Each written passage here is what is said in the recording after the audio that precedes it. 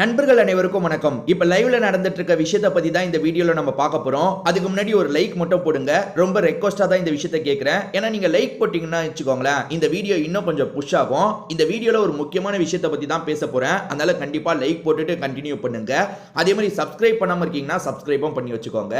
ஆக்சுவலா இந்த big pass ரிவ்யூவை பொறுத்த வரைக்கும் நான் எல்லாரையும் ஒரு ஸ்டேஜில் அட்டாக் பண்ணியிருக்காங்க. இப்போ உதாரணத்துக்கு சபரி வந்து பார்வதியை பிடிச்சி தள்ளி விடும் போது சபரி சைக்கோ சபரி அப்படின்ற மாதிரிலாம் அந்த அளவுக்கு வார்த்தையை யூஸ் பண்ணியிருக்கேன்.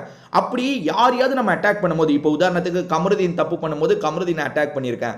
அப்படி அட்டாக் பண்ணும்போது எதிர்வினை இருக்கு பார்த்தீங்களா, வரதான் செய்யும். இப்போ ஏன்னா வந்து சபரியை பிடிச்சவங்க இருப்பாங்க, அதே மாதிரி வந்து கமருதீனை பிடிச்சவங்க இருப்பாங்க, அவங்க கிட்ட இருந்து எதிர்வினை வரதான் செய்யும். ஓகேவா? எதிர்வினைன்றது ஓரளவுக்கு தாங்க வரும். நம்ம சொல்றதுல நியாயம் இருக்கிறத புரிஞ்சுப்பாங்க. சப்போர்ட் பெரும்பான்மையா இருக்கும். அதே மாதிரி நெகட்டிவ் கமெண்ட் கொஞ்சம் கம்மியா இருக்கும். அதுவும் இல்லாம நெகட்டிவ் கமெண்ட்ல அவர் ஒன்றும் தப்பு பண்ணல, நீ வந்து சரியா பார்க்கல அப்படின்ற மாதிரி தான் கமெண்ட் வரும். அது வந்து ரொம்ப தப்பான கமெண்ட் கிடையாது. ஆனா ஒருத்தரை எதிர்த்தா மட்டும், இந்த பிக் பாஸ் ரிவ்யூல ஒரே ஒரு நபரை எதிர்த்தா மட்டும் ரொம்ப மோசமா கமெண்ட் வருதுங்க. அசிங்கமா கமெண்ட் வருது. அது எப்படின்றதே எனக்கு தெரியலங்க. வந்து இப்ப நான் கமருதீனை எதிர்த்திருக்கேன், பார்வதிக்கு எதிராக வீடியோ போட்டிருக்கேன். பார்வதிக்கு எதிராக வீடியோ போடும்போது திட்டு விழோன்னு வச்சுக்கோங்க, ஒரு குரூப் கிட்ட இருந்து திட்டு விழும். சபரிக்கு எதிராக போடும்போது திட்டு விழும். ஆனா அந்த திட்டோட பெர்சன்டேஜ் ரொம்ப ரொம்ப கம்மியா இருக்கும். அதே மாதிரி அந்த திட்டு வந்து ரொம்ப மோசமா இருக்காது. நீ சரியா பார்க்கலப்பா, நீ தப்பா சொல்ற, உனக்கு ரிவ்யூ பண்ணவே தெரியல, இப்படி தாங்க கமெண்ட் வரும். ஆனா கானா வினோத்துக்கு எதிராக நான் ஒரு வீடியோ போட்டேன்னா கமெண்ட்ல அந்த அளவுக்கு திட்டு விழுதுங்க. அது எப்படின்னு தெரியல. கானா வினோத்தை நியாயப்படுத்துறதுக்குனே ஒரு கும்பல் வேலை செய்யுது. கானா வினோத் எது பண்ணாலும் பேசாதீங்க, நெகட்டிவா கானா வினோத்துக்கு நெகட்டிவா பேசுனீங்கன்னா அவ்வளவுதான் அப்படின்ற லெவலுக்குலாம் சிலர் பண்ணிட்டு இருக்காங்க. பட் கானா வினோத் தப்பா பண்ணா தப்புன்னு தான் சொல்ல முடியும். அவர் தப்பு பண்ணதை சரின்னா சொல்ல முடியாது, தப்பு பண்ணா தப்புன்னு தான் சொல்ல முடியும். கடைசியா திவ்யா கூட நைட்டு ஒரு சண்டை போச்சு பாத்தீங்களா, லைவே கட் பண்ணி விட்டுட்டாங்க. அந்த அளவுக்கு அது இஷ்யூவா மாறி இருக்கு. நிச்சயமா அது இஷ்யூவா மாறுங்க. என்னன்னா அதுலயும் சிலர் வந்து என்ன நியாயப்படுத்திட்டு இருக்காங்கன்னா, கானா வினோத் பண்ணது சரி, திவ்யா கணேஷ் பண்ணது தான் தப்பு.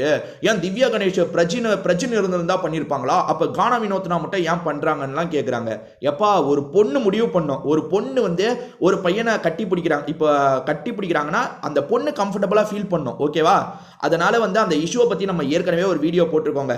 இதுக்கு முன்னாடி வீடியோ நீங்க பாத்தீங்கன்னா அந்த வீடியோ உங்களுக்கு கிடைச்சிரும். சோ இதுல நான் அதை பத்தி பேச போறது இல்ல.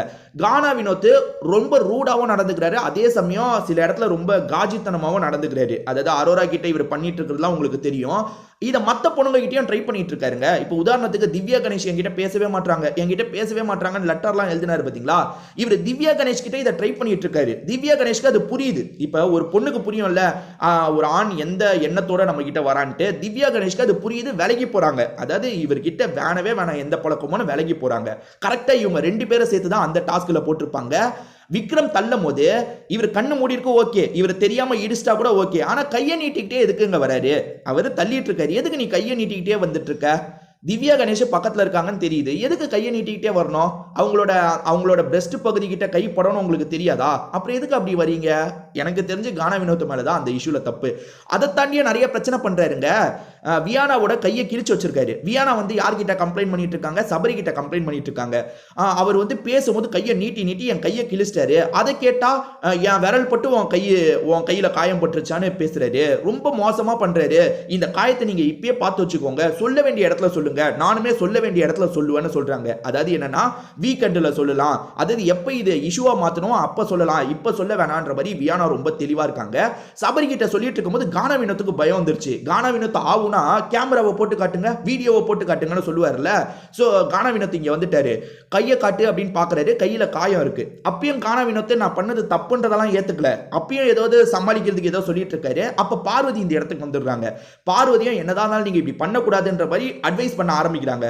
உடனே இவரு பார்வதி கிட்ட சண்டைக்கு போயிட்டாரு. நீ எப்படி அட்வைஸ் பண்றதாச்சு? யாரும் எனக்கு அட்வைஸ் பண்ணக்கூடாது, நான் என்னன்னா பண்ணுவேன் அப்படின்ற லெவலுக்கு ஒரு மனுஷன் எப்படிங்க கேம் ஆட முடியும்? அதாவது வெளியே இருக்கவங்களும் அப்படிதான் இருக்காங்க. கானா வினோத் என்ன பண்ணாலும் சரிதான்ப்பா, கானா வினோத் ஏதாவது சொன்னீங்க நாங்க எல்லாருமே வந்துருவோம்ட்டு பண்றாங்க. அது நல்லா இல்ல உண்மையாலே. ஏன்னா வந்து ஒருத்தர் நெகட்டிவா பண்ணா நெகட்டிவா தானே சொல்ல முடியும். ஆனா நெகட்டிவாவே நீ சொல்லக்கூடாதுன்னு திட்டுறது எப்படி? அதே மாதிரி அசிங்கமா பேசுறது இவரோட ஃபேன்ஸ் தாங்க. நான் நிறைய பார்த்துட்டேன். இதை பத்தி உங்களோட கருத்து ஏதாவது இருந்தா சொல்லுங்க.